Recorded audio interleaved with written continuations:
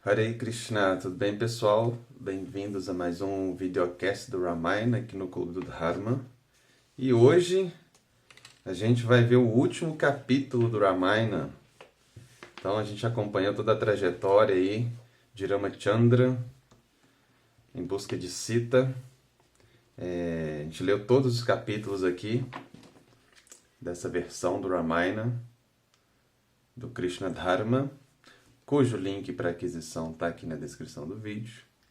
E a gente chegou então realmente no último capítulo agora, a gente já viu toda a batalha, viu o retorno de Sita, como Sita foi resgatada, etc. E agora a gente vai ver o quê? O retorno de Ramachandra para Ayodhya. Então, o capítulo de hoje é o retorno a Ayodhya. Vamos lá. Na manhã seguinte, Vibhishana ele foi até Rama informar-lhe que seu banho estava pronto.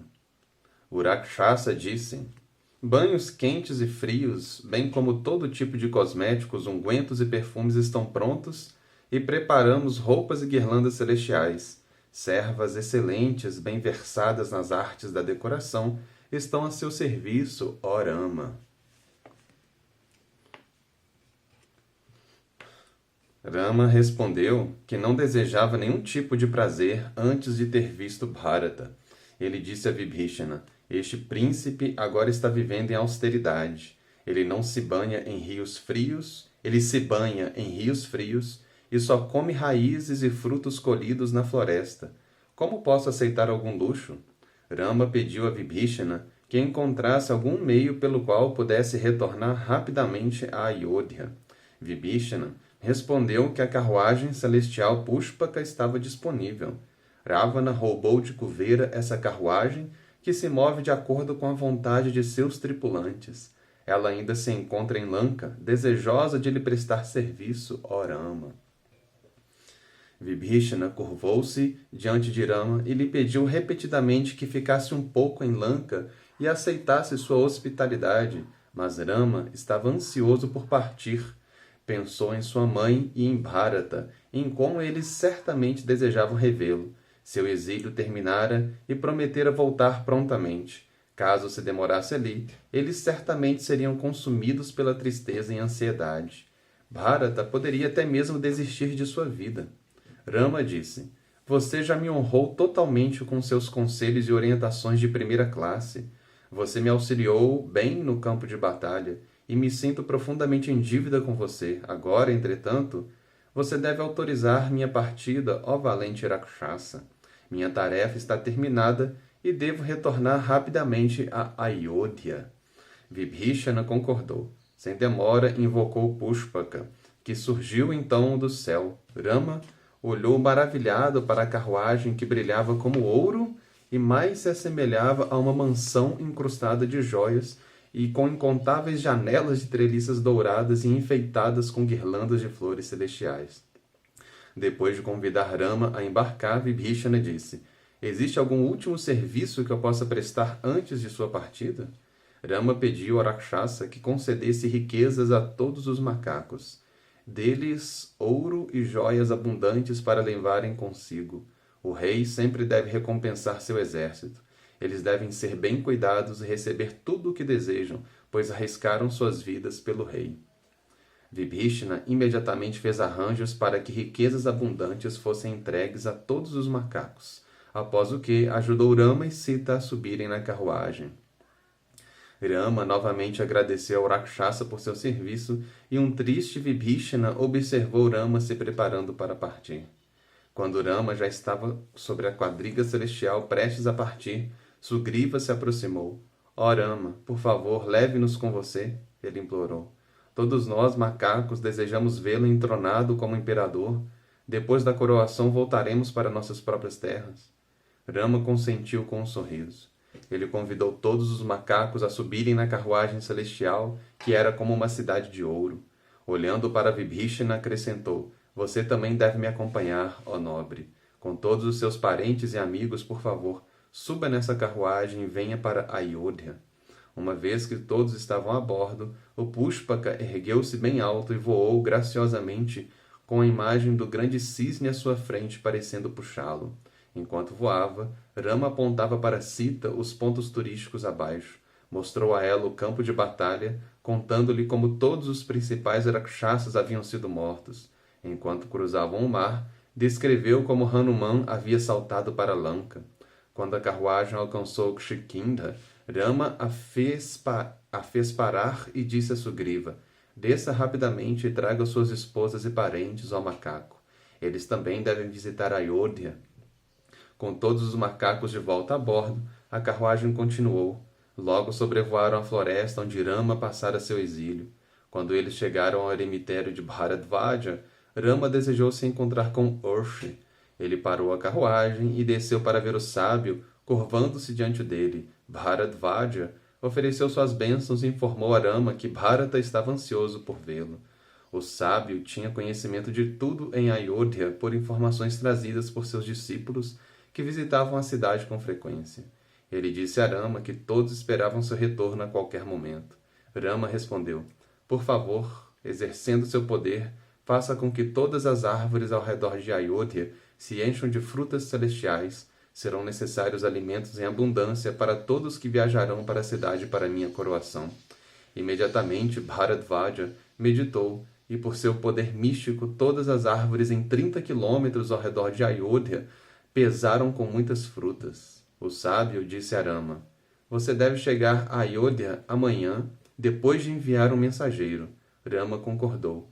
Virando-se para Hanuman, ele pediu ao macaco que prosseguisse em direção à cidade e informasse a Bharata que logo chegaria. No caminho, o macaco deveria parar em Sringavera e informar Gurra acerca das novidades. Rama então disse a Hanuman: observe atentamente as feições de Bharata quando lhe disser que estou voltando. Desejo saber sua reação. Um reino próspero em terras e riquezas certamente pode atrair a mente de qualquer pessoa. Se ele desenvolveu algum apego pelo reino, permitirei que ele continue a governar como imperador. Hanuman saiu imediatamente. Saltando rapidamente pelas florestas, logo alcançou a residência de Gurra e compartilhou com ele as boas novas. O rei Nishadha ficou radiante e imediatamente começou a se preparar para ir até Ayodhya. Sem demora, Hanuman continuou sua viagem para Ayodhya, onde chegou no começo da manhã seguinte. A uma distância de 3 quilômetros da cidade, ele encontrou a residência de Bharata. Ali, viu o príncipe vestido com peles de veado negro, emaciado pelo jejum e com seu cabelo emaranhado. Estava sentado ao lado de sua cabana de madeira e brilhava com a glória de uma seta, e estava rodeado por seus ministros e sacerdotes, vestidos com roupas ascéticas semelhantes. Hanuman se aproximou de Bharata e o encontrou repetindo continuamente o nome de Rama.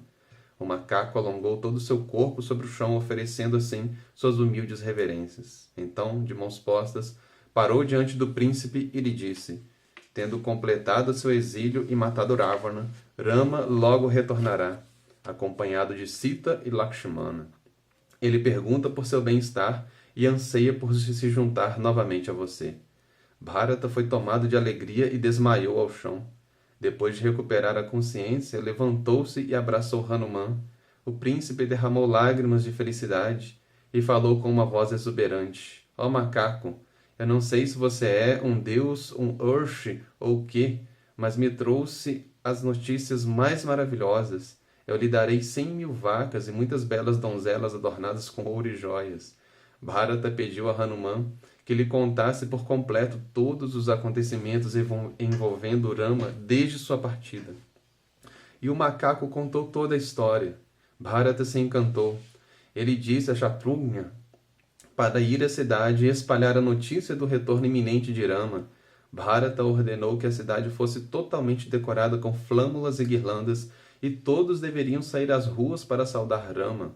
Hanuman pôde facilmente interpretar o coração de Bharata. Rama não precisava ter dúvidas sobre seu irmão. A devoção de Bharata por Rama, obviamente, não era menor do que a devoção que o próprio Hanuman sentia. O macaco derramou lágrimas de alegria ao testemunhar a demonstração de amor de Bharata por Rama. Shatrughna, juntamente com os ministros de Bharata, foi para a cidade que já se preparava para a grande chegada. Kaushalya e Sumitra foram carregadas sobre palanquins fechados até Nandigram, onde Bharata vivia. Atrás delas vinham milhares de cidadãos, alguns caminhando, alguns em elefantes ou a cavalo e outros em carruagens. Um som tumultuoso de muitos búzios e tambores se fez ouvir. Um grande clamor partia da multidão, e parecia que toda a população de Ayodhya saíra da cidade. Os 14 anos de exílio de Rama já haviam terminado, e todos os cidadãos ansiavam apenas por seu retorno. Muitos outros monarcas também estavam presentes em Ayodhya, tendo sido convidados por Bharata para estarem presentes quando Rama retornasse. No fim do dia, toda a região de Nandagram estava completamente tomada de pessoas, todas esperando por um vislumbre de Rama. Bharata aguardava com o olhar fixo em direção ao sul. Estava ansioso. O macaco estava dizendo a verdade? Rama estava realmente prestes a chegar? Quando chegaria? Ele questionou Hanuman repetidamente e o macaco repetidamente o tranquilizou. De repente, Bharata viu ao longe o brilhante Pushpaka, Hanuman apontando para Bharata. Eis o gloriosíssimo Rama! Ele exclamou antes de chorar. A empolgação de Hanuman ecoou entre a multidão de cidadãos e um grande clamor se fez ouvir. Olharam com espanto para o veículo celestial que transportava Rama e Sita acima do horizonte. Bharata caiu ao chão como uma vara, oferecendo suas reverências prostradas, com seus braços estendidos em direção à carruagem e ao casal que parecia o sol e a lua unidos. Tão logo Pushpaka aterrissou, Rama desceu do mesmo junto de Lakshmana e Sita. Bharata correu até eles com Shatrughna, e os 4 irmãos se abraçaram por um longo tempo. Todos os macacos mais importantes, liderados por Sugriva, Angada e Hanuman, assumiram formas humanas e desembarcaram da carruagem. Junto de Vibhishana, foram recebidos calorosamente por Bharata, que os abraçou a todos. Bharata disse a Sugriva: "Você é como um 5º irmão para todos nós, ó rei macaco." Rama, ao avistar Kaushalya, desgarrou-se da multidão que o cercava. Aproximando-se rapidamente de sua mãe, caiu diante dela e agarrou os seus pés. Ela estava pálida e emaciada devido à tristeza e à saudade de seu filho. Ao lado dela estava Sumitra, que se revelava em uma condição semelhante. Rama também se curvou diante dela e tocou seus pés em ato de reverência.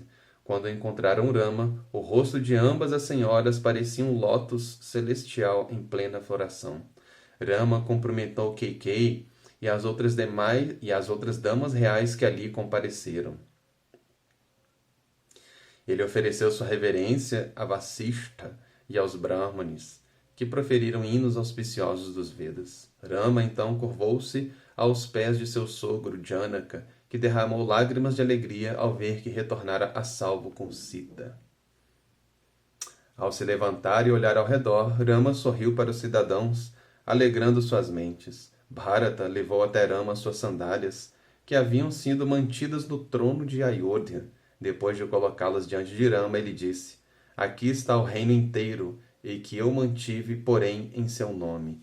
Agora eu o devolvo a você, ó Rama. Meu nascimento deu frutos hoje, e meu desejo mais profundo se realizou, pois vejo que você retornou à posição de rei de Ayodhya." Bharata informou a Rama que tudo no reino, como seu tesouro, estoques, exército e colheitas, havia aumentado 10 vezes desde que partira. Tudo isso se deve somente à sua influência, ó Rama, pois governei o reino pensando apenas em seu exemplo. Rama abraçou Bharata repetidamente, e os 2 irmãos derramaram lágrimas de alegria. Vendo a demonstração de afeto entre eles, os macacos e Vibhishana choraram. Rama então dirigiu a palavra ao Pushpaka: "Agora você já pode retornar ao seu mestre Kuvera." "Ó Pushpaka, agradeço o seu serviço." Tendo ouvido essas palavras, a carruagem celestial subiu aos céus e desapareceu. Quando todos estavam sentados, Bharata se dirigiu a Rama: "Por favor, assuma o governo deste mundo. Embora eu tenha exercido as funções durante a sua ausência, não posso mais governar agora que retornou, assim como uma vela não pode iluminar na presença do sol. Deixe o mundo ver você brilhar com seu esplendor deslumbrante após entronado como rei de Ayodhya. Todos nós desejamos apenas isso e nada mais. Ó Raghava." Rama respondeu: que assim seja. E uma grande alegria levou-se da assembleia. Rama solicitou aos barbeiros reais que cortassem seu cabelo, que ainda era uma massa de mechas emaranhadas. Ele se banhou, vestiu sedas dispendiosas e se adornou com ornamentos de ouro.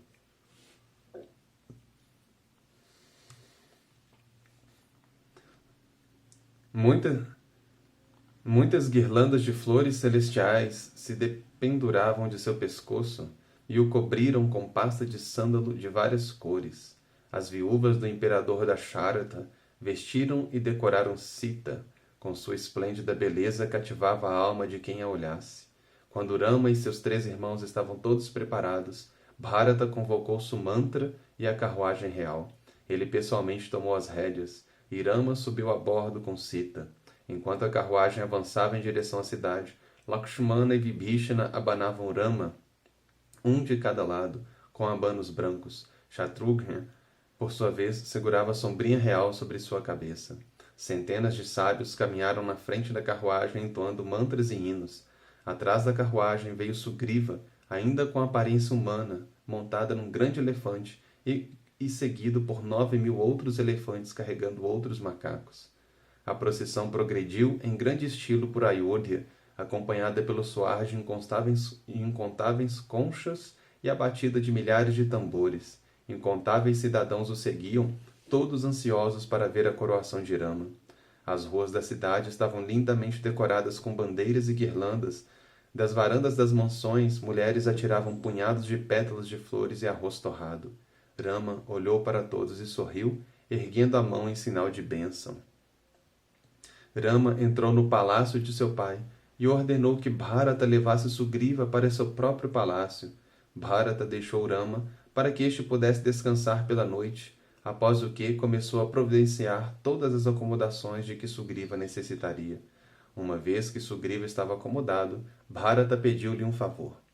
A coroação acontecerá amanhã. Peço-lhe a gentileza de buscar com seus homens a água que precisaremos do oceano e dos rios. Sugriva aceitou o pedido. Depois de convocar Hanuman, Jambavan, Vrishabha e Gavaya, deu a cada um deles um balde de ouro incrustado com pedras preciosas e disse-lhes que trouxessem água de cada um dos 4 oceanos no norte, sul, leste e oeste. Os macacos rapidamente cumpriram a ordem. Outros 500 macacos buscaram águas em diferentes rios sagrados de toda a região. Pela manhã, toda essa água foi entregue a Vasishtha para a realização da cerimônia. A coroação começou de manhã cedo e os brahmanes deram início ao banho ritual em Rama. 16 lindas donzelas o consagraram de acordo com o procedimento descrito nas escrituras. Então, Rama foi banhado por seus ministros e principais guerreiros e em seguida pelos líderes da comunidade mercantil. Dos céus, os 4 guardiões dos mundos borrifaram Rama com néctar celestial. Uma vez terminado o banho, Vasishtha disse que Rama podia receber a coroa sobre sua cabeça. Essa coroa fora criada por Brahma e usada pela primeira vez pelo próprio Manu. Usando aquela coroa de ouro e sentado num trono feito de pedras preciosas, Rama estava radiante e difícil de contemplar. Em verdade, brilhava como o sol. Sentado ao lado dele estava Sita. A primazia das vestes da nova rainha realçava a grandeza e magnificência de Rama. Vayu veio pessoalmente e presenteou Rama com uma guirlanda imortal de 100 lótus celestiais, a qual concede a seu usuário um vigor inesgotável. A pedido de Indra, também entregou a Rama um colar de pérolas de valor inestimável, intercalado com joias celestiais de todos os tipos. Depois de aceitar o colar com suas próprias mãos, Rama se virou e o colocou em Sita. Ela, porém, imediatamente retirou com suas mãos delicadas e olhou para Hanuman. Compreendendo o desejo dela, Hanuman se ajoelhou diante da princesa, que colocou o colar no pescoço do macaco. Quando se levantou e aquele ornamento celestial se pendurou sobre seu peito, Hanuman pareceu uma nuvem negra decorada com relâmpagos.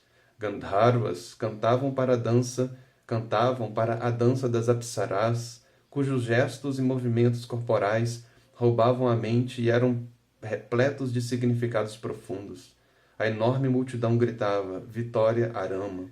Todas as glórias a Sita e Rama!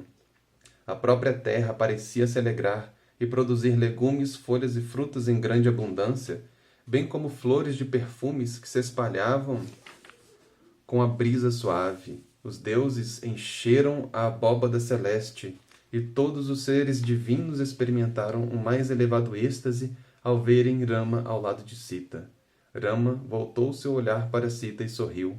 Seu propósito fora cumprido. E assim termina o último capítulo do Ramayana, intitulado O Retorno a Ayodhya. Poxa, gente, então a gente viu aqui o último capítulo dessa obra aqui maravilhosa. A gente acompanhou toda a trajetória aqui de Rama em busca de Sita, né, que é o grande tema do Ramayana, né? É Ramachandra indo resgatar Sita, indo buscar Sita, que é a sua própria energia interna, que é a sua própria Shakti, a sua própria potência, né?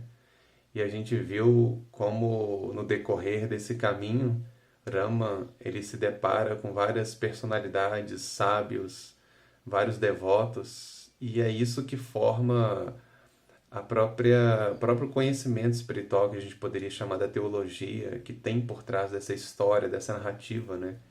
Que é o grande relacionamento que as personalidades piedosas, personalidades santas, desenvolvem com a pessoa de Deus e a atitude que eles têm, que essas pessoas têm para ajudar que o próprio Senhor Supremo cumpra o seu propósito aqui nesse mundo. Aqui dentro da narrativa isso fica muito fácil de ser percebido, fica muito evidente porque se dá num contexto onde Ramachandra realmente ele é demonstrado assim a necessidade de uma ajuda realmente assim de uma ajuda física ali, de uma ajuda assim da força, das habilidades dessas pessoas para cumprir o seu propósito, como se ele não fosse capaz de cumprir. Mas a gente vê que tem um ensinamento por trás disso também, né? Um ensinamento assim, de que um dos ensinamentos de que independente do formato em que essa história se dá, a grande questão teológica ali por trás que a gente deve trazer, porque a gente não vai estar na história de Ramachandra, a gente não estava lá, então a gente não vai poder participar dessa forma. Mas o grande ponto também que a gente tem que entender é que Krishna, que Rama, que Deus, que Vishnu, ele tem seu propósito para o mundo e a criação ela é feita, ela é ordenada de forma tal que existe um porquê de nós estarmos aqui, existe uma meta para a gente atingir e esse propósito que já está incutido na criação, ele é dado para o ser humano desde o seu princípio. E essa é a intenção de Deus, essa é a intenção de Rama, que a gente volte para Ele, que a gente entenda que toda essa energia que cria esse mundo, por exemplo, que nos mantém vivos, é a sua energia divina. E que essa energia divina ela deve ser colocada junto dele novamente. Agora a gente pode estar numa condição onde a gente está apartado dele, e essa energia divina, que também se manifesta como toda essa criação, como a nossa própria vida, a nossa consciência, agora está apartada dele porque foi raptada pela ilusão, por exemplo, que aqui na história a gente vê que a ilusão, a ignorância, a cobiça, ela é encarnada pelo próprio Rakshasa, que é o grande demônio Ravana, né? Então essa mentalidade, a gente também tem essa mentalidade, essa tendência de querer se assenhorear do mundo, se assenhorear dessa energia, da potência de Deus e achar que nós podemos ter alguma propriedade sobre ela.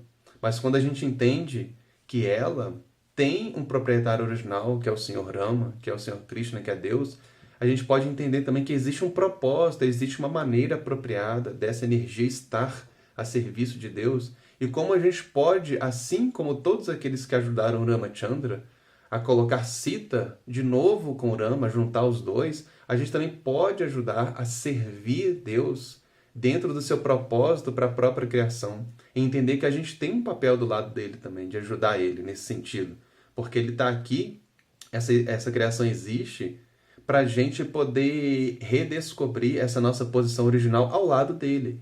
E assim como todos esses se tornaram, serviram, atuaram ali como amigos, como pessoas que ajudaram ele de diferentes formas e foram tidos por Ramachandra como queridos amigos para ele, a gente também, as almas espirituais, tem esse papel original na sua essência, como o seu Dharma eterno, o Sanatana Dharma, que é de estarmos sempre eternamente ao lado dele, colaborando, contribuindo e, além disso, no seu estado original puro, realmente participando das aventuras que são aventuras amorosas de Deus em suas divinas diferentes formas, encarnações e manifestações, né? Então, que a gente possa entender isso, esse papel que a gente tem a cumprir como almas, que somos servos eternos, de que a gente pode participar das histórias de Deus aqui nesse mundo. A nossa história, ela também faz parte da história de Deus, e esse é o grande sacrifício que a gente teria que fazer, o grande Yajna, né? Ou Jagya, Yajna, que é nos colocar a nossa história e fazer com que ela seja, nós sejamos coadjuvantes da história de Deus, e não queiramos escrever uma própria história separada da história de Deus. Senão a gente vai estar agindo no egoísmo, na ilusão, e vamos querer e vamos enxergar aquilo que é a criação do Senhor, que é a própria energia dele, a potência dele. A gente vai achar que aquilo ali nos pertence e vamos querer retirar, né, isso da sua posição constitucional, como Ravana quis tirar Sita da sua posição constitucional ao lado de Rama, e vamos querer fazer com que ela seja nossa. Então, que possamos desenvolver essa mentalidade de servo, essa mentalidade de Hanuman, essa mentalidade de Sugriva, essa mentalidade de Bharata, essa mentalidade de Lakshmana, de Shatrughna, de todas essas grandes personalidades de Jambavan que foram mostradas ao longo da história e que carregam um princípio teológico fundamental, que tem uma mensagem essencial para a gente colocar isso em prática na nossa vida a partir do nosso contexto, do nosso Dharma, da nossa vocação. E a gente agir, então, enxergar a nossa vida como um princípio que visa a colaborar com o plano de Deus, com aquilo que ele já incutiu no mundo e de forma natural, né? Que a gente possa fazer isso guiado pelo grande exemplo dessas personalidades que demonstraram que Bhakti, que a devoção, é a posição constitucional da alma, né? Que o amor ao Senhor Supremo é a posição original que a gente tem que conquistar nesse mundo, né? Conquistar o favor dele, né? E para isso nós temos que nos tornar servos. Então é isso, pessoal. Mas para quem acha que acabou, não acabou, porque semana que vem tem o epílogo. Então, depois do último capítulo do Ramayana, a gente vai ver o grande epílogo da história, que é o grande resumo aqui, trazendo, né, a essência aqui da história. Então, até semana que vem para o grande epílogo do Ramayana. Raghupati Raghava Rajaram Patita Pavana Sitaram. Hare Krishna.